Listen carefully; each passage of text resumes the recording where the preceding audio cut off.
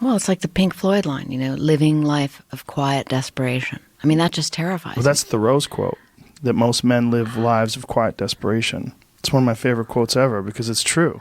And I've been that guy. Oh my God. You're just in this world where you just can't wait to just run away.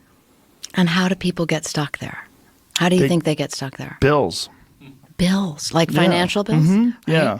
Bills and commitment. You have an apartment you have to pay for. You have a car you leased. You have a wife that you have to feed. You have a child you have to raise. You have to.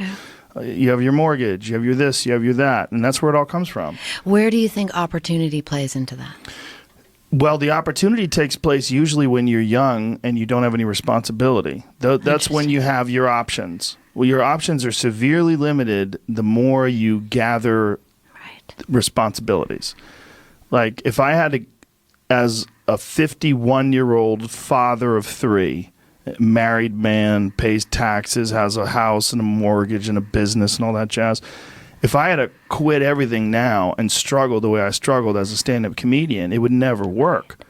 But the only way I could be this person now is if I took that chance when I was 21, when I was dead broke and had my cars repossessed and all that stuff.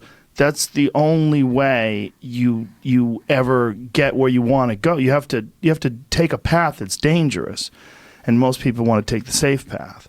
And the safe path leaves you stuck in quiet desperation almost every time. It's hell. It's hell. You're selling insurance or some other shit that you care zero about.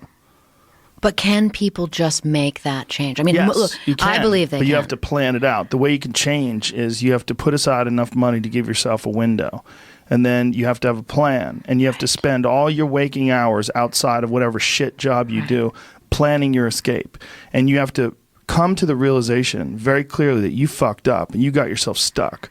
So whatever you're doing, you have to do it like your life depends on it.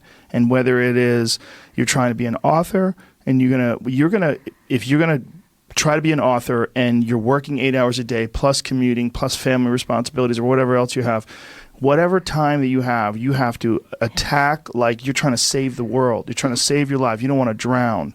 That 1.5 hours a day that you have to write, God damn, you better be caffeinated and motivated. You got to go. You got to get after it. And you got to have discipline. Most people don't have those things. Most people don't understand what it's like to really go for something and to know that the consequences of not doing that are horrific.